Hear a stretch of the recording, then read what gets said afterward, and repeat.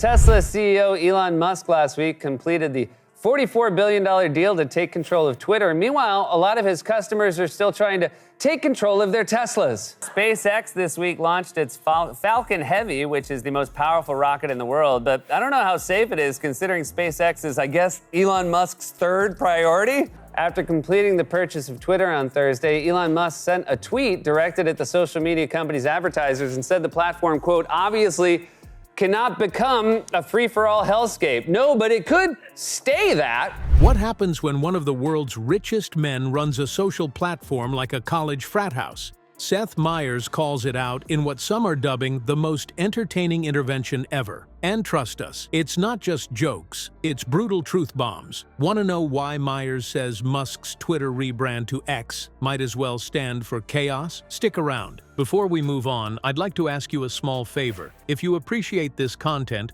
please take a second to like this video and subscribe to the channel. Over 98% of you watch the videos without subscribing. It costs you nothing, but it makes a huge difference to us. So, did you click the subscribe button? Great, thank you so much. Now back to the video. Imagine being the world's richest man and still getting roasted so hard by a late-night comedian. The Bannon said Elon should be deported, and even one of Elon's exes chimed in. Ashley St. Clair, Musk's ex-girlfriend and alleged mother of one of his children, writing, "Hey, @RealDonaldTrump, let me know if you need any breakup advice." Who are currently on the International Space Station somehow caught astray. At one point Thursday, amidst all of the back and forth, Musk said that he would start to decommission SpaceX's Dragon program. That's right, Elon was so mad at Trump, he threatened to leave astronauts stranded in space. Can you imagine being mission control and having to explain that? Mission control to ISS, you guys might be up there for a while. That you become the internet's punchline of the week. That's exactly where Elon Musk found himself, courtesy of Seth Meyers. The late-night host didn't hold back, turning Musk's chaotic leadership of Twitter, X, into a comedy goldmine. And the best part? He didn't just go for cheap jokes, he held up a mirror to Musk's mess. Meyers opened his monologue by calling Musk's Twitter takeover a toxic frat party. It wasn't just an insult, it was a sharp observation. Think about it. Musk's decisions since buying Twitter have had all the charm of college bros playing beer pong in a house someone forgot to clean. Take the selling of verification badges, for example. Meyers joked that it felt like one of those 2 a.m. infomercials, act now, and for just $8, even you, yes you, can pretend to be important. The remark landed hard because it captured what so many users were already thinking. The platform that prided itself on authenticity was now selling its soul, and Meyers made it funny. Painfully funny. Then there was the rebrand to X. Meyers summed it up brilliantly. X marks the mess. He poked at how the rebrand left users baffled. It was like renaming Coca-Cola fizzy brown water. This is yet another reason why billionaires should not control everything. Space travel should not be privatized. One guy should not be able to shut down America's space program because he's in a measuring contest with the president. Elon was a ghost the whole time? Also, can we go back to this bit? I'm not participating in any of that conversation. What?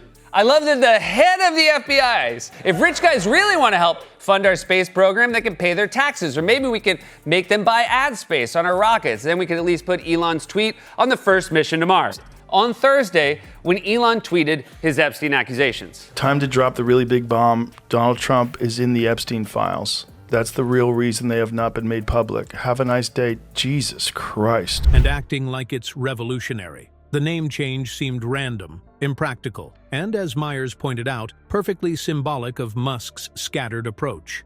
Instead of reinventing the wheel, Musk seemed to be rolling a square one, but hey, at least he was confident about it. Meyers didn't just rely on jokes, he also tapped into real frustration. Experts have criticized Musk's pay-for-verification scheme for eroding trust on the platform. Meyers spun that critique into comedy that hit home, pointing out how trusting Musk with social media felt about as safe as letting a toddler juggle knives. And let's not forget the way Meyers skewered Musk's habit of calling failures experiments, like a chef dropping a plate and calling it avant-garde cuisine.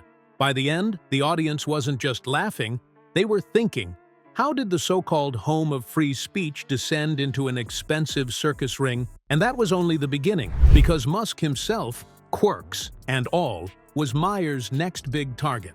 What if Elon Musk isn't some misunderstood genius, but just a guy winging it on a global stage? That's exactly what Seth Meyers set out to unpack, and let's be honest, he had plenty to work with. Musk's larger-than-life persona has long revolved around his image as a visionary, a man always 10 steps ahead of the rest of us. But Meyers flipped the script, painting a picture of someone whose impulsiveness might not be brilliance in disguise, but chaos in full display. Take Musk's warnings about artificial intelligence. For years, he's positioned himself as a leading voice on the dangers of AI, practically tweeting, "Skynet is coming," at every opportunity. Then, bam, he rolls out his very own AI company. Meyers couldn't resist the obvious punchline, pointing out the hypocrisy with a grin and likening it to someone yelling, "Beware of sharks," while opening their own shark-petting zoo. It's this kind of contradiction that Meyers highlights so well. Musk seems to thrive on chaos while pretending to save us all from it. Musk's obsession with space didn't escape the roasting either. Meyers joked that Musk's apparent eagerness to colonize Mars feels less about saving humanity and more about escaping the mess he already made.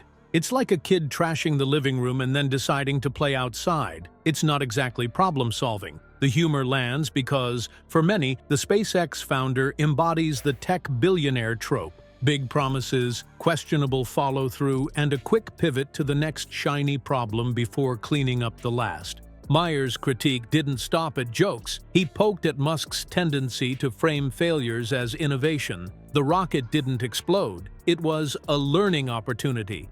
It's a narrative people are starting to get tired of, especially as Meyers paints it. Less genius at work and more rich guy avoids accountability. And beyond Twitter or Tesla, Meyers took things personal, calling out Musk's public feuds, inconsistent behavior, and even reports of recreational drug use, suggesting that it's all part of this puzzling persona Musk has built. By the end, Meyers didn't just crack jokes, he unraveled a myth. Behind the warnings, the projects, and the endless tweets lies a man who seems to thrive in chaos. But if Musk's mask slipped, the public was ready to laugh. Seth Meyers' monologue wasn't just comedy, it was a public clapback at the chaos Musk seems to thrive on. Watching the Emperor of Tech get roasted felt like a collective sigh of relief for anyone tired of his endless stunts. And honestly, X marks the mess might go down as the perfect tagline for Musk's Twitter legacy. Meyers gave us what we didn't know we needed, a reason to step back and laugh at the absurdity. So, what other powerful figures need this kind of no-holds-barred comedic intervention? Maybe sometimes the best way to confront chaos is simply by pointing and laughing.